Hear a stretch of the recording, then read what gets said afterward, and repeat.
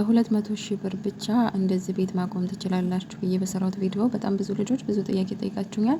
ለዚያ መልስ ቪዲዮ ይዤላችሁ መጥቻለሁ። ዛሬ እስከ መጨረሻው አዳምጡት። የቆየ ነው ላላችሁ ወላሂ አይደለም፣ በቅርብ ጊዜ ሁለት ወር ከተሰራ። ሰላሙ አሌይኩም ወራህመቱላሂ ወበረካቱ። ውድ የቻናሌ ቤተሰቦች እንዴት ናችሁ? ሰላም ሰላም ብያለሁ። ውድ ሀገሬ ልጆች በያላችሁበት ሰላማችሁ ብዝዝት ይበልልኝ። እንግዲህ ዛሬ በአዲስ ቪዲዮ መጥቻለሁኝ። ወደ ቻናሌ ሰብስክራይብ እያደረጋችሁ ለተቀላቀላችሁ እጅግ በጣም አመሰግናለሁ።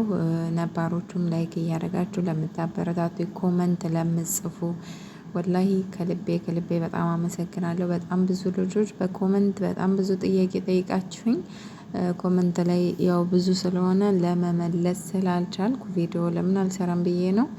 እንግዲህ ሀፉ በሉኝ፣ ለሁላችሁም መመለስ ስላልቻልኩ ነው። በመቀጠል እዚህ ቤት ላይ በሁሉም ነገር እጃችሁ የገባ ጀዛኩም አላህ ኸይር፣ አላህ ጀዛችሁን ይክፈለው እላለሁኝ። እንግዲህ ቤቱ ከተሰራ ቆይቷል ወይ? የቆየ ይሆናል። የት ነው? እንዲሁም ደግሞ የአናጢውን ቁጥር ሰጪን ቁጥሩን አስቀምጪ ያላችሁ ብዙ ልጆች አላችሁ። ግን ቪዲዮዬን ጨርሳችሁ ስላላዳመጣችሁት ነው እንጂ በጣም ብዙ ነገር ነበር ያወራሁት። አሁን ግን እባካችሁ ቪዲዮዬን እስከ መጨረሻው አዳምጡት።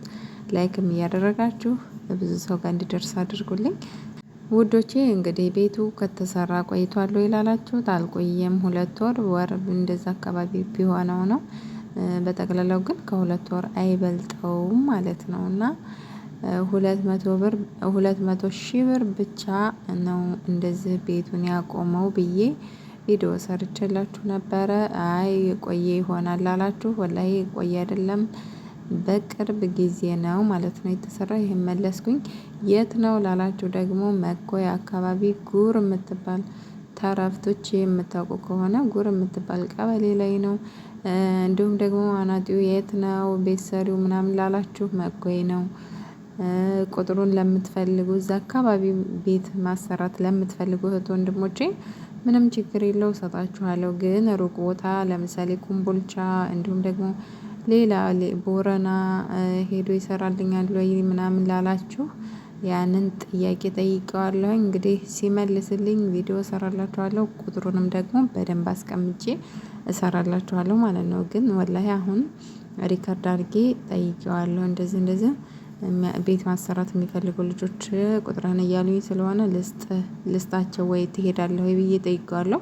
እዛ አካባቢ ላላችሁ ምንም ችግር የለው፣ አሁኑ እሰጣችኋለሁኝ ማለት በኮመንት ላይ አስቀምጡልኝ። ጉርቶች ተረፍ ኬሚሲ አካባቢ ማለት ነው።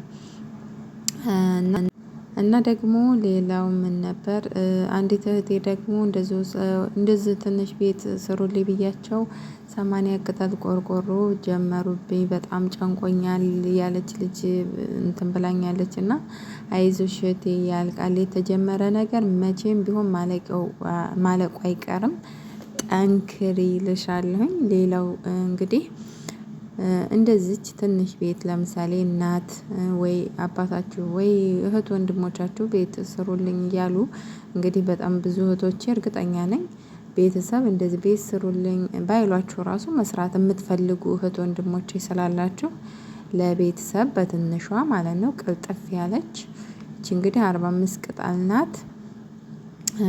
እንግዲህ እስከ ሁሉ ነገር የፈጀው 200 ሺህ ብር ብቻ ነው። ግን ይሄንን የፈጀው እንዴት ነው? ቤተሰብ ወይ ወንድም ወይ ምናምን አሰራልኝ እየተባለ ተጋቶ አይደለም። ዛሬ ሚስማሩን ሊገዙ ሄደው ነገ ደግሞ ሌላ የትራንስፖርት ወጪ፣ ቆርቆሮውን፣ ተነገ ወዲያ ደግሞ እንጨቱን፣ ከዛ ወዲያ ደግሞ በሩን ምናምን እያሉ የትራንስፖርት እያወጡ እየተንዛዙ እንደዛ አይደለም የተገዛው። አንድ ቀን ሁሉንም እንጨት ተጫነ። ወደ 70 ምናምን ሺህ ብር እንጨቱ 74,000 አካባቢ ማለት ነው። እንዲሁም ደግሞ ማስጫኛ 15,000 ብር፣ ያኔ ከከተማ ወጣ ስለሚል ይሄ ገጠር ስለሆነ ማለት ነው የተሰራው። ማስጫኛ ብቻ 15,000 ብር፣ እንዲሁም የወዛደር እንጨቱ ማውረጃ ምናምን 4,000 ብር፣ በአጠቃላይ ወደ 100,000 ብር አካባቢ ጨርሷል ማለት ነው እንጨቱ። ከዛም ደግሞ ቆርቆሮ ወደ 50,000 ብር 150,000 ብር አትሉም። ከዛ እንደገና 50 ሺህ ብሩ ለአናጢዎቹ እጅ እንዲሁም ለበር በቃ በር እና ለአናጢ ለሚስማር አበቃ ይሄ ነውና በዛ በ200 ሺህ ብር ማቆም በደንብ ይቻላል። ያውም ቆርቆሮ አንደኛው ካልሆነ ይቀንሳል። አንደኛው ቆርቆሮ የተገዛው 820 ብር ነው። 820 ብር አንዱ ቅጠል ቆርቆሮ ማለት ነው። እና የ700ም አለ የበፊቱ ማለት ነው። በፊት እኛ የምናሰራው አሁን ይሄ አዲስ የመጣ ነው። ቆርቆሮ አዲስ የመጣ ስለሆነ ጭማሪ ነው ማለት ነው። ነገር ግን ሁሉም ነገር እንግዲህ ከቀን ወደ ቀን ይጨምራል። የሚቀንስም ነገር ሊኖር ይችላል አላውቅም። ብቻ ይሄ የተሰራው እንደዛ ነው ለማለት ያክል ነው። እና ደግሞ ገረገንቲው እና ውሃ ልክ ገና ነው። ያንንም ቪዲዮ እሰራላችኋለሁኝ ያው ለማስታወሻም እኔ ቪዲዮ እንዲቀመጥም ስለምፈልግ ነው። በኋላ ስንት ብር ጨረሰ ቢባል ቪዲዮ ስላለ ገባ ብዬ ማየት እችላለሁ በማለትም ነው አብዛኛውን ቪዲዮ የምሰራው። እና ደግሞ ቻናሌንም ሰብስክራይብ እያደረጋችሁ ለተቀላቀላችሁ ኮመንትም ለጻፋችሁልኝ በጣም አመሰግናለሁ።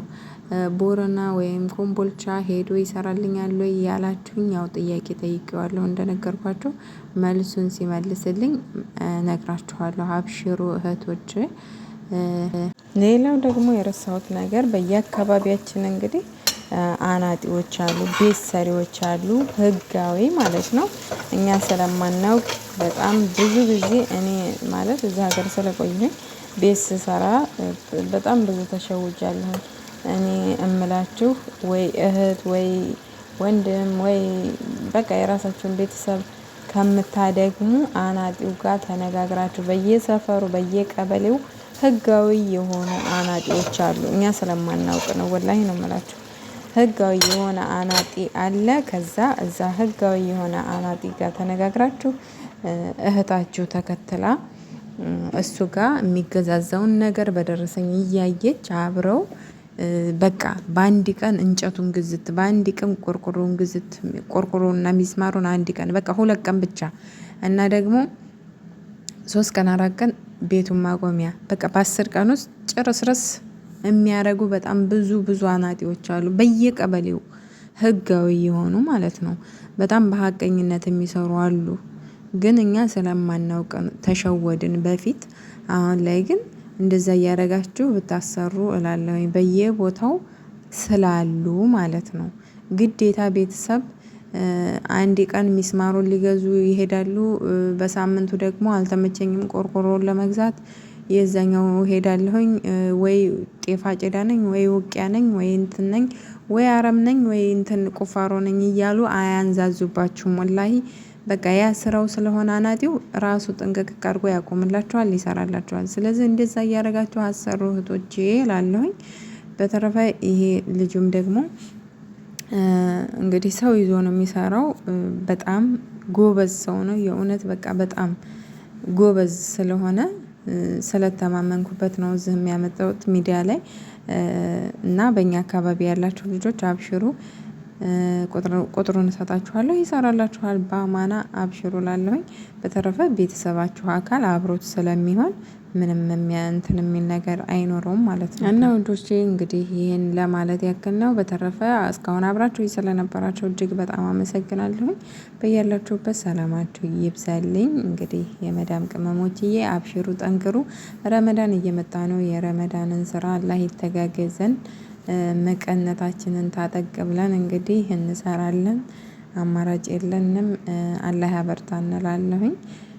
ኮመንት አስተያየታችሁን ደግሞ ኮመንት ጻፉልኝ፣ አየዋለሁ፣ የምችለውን መልሳለሁኝ። አብሽሩ ለማለት ያክል ነው። በጣም አመሰግናለሁ። ሰላም ሁኑልኝ። ሰላም አለይኩም።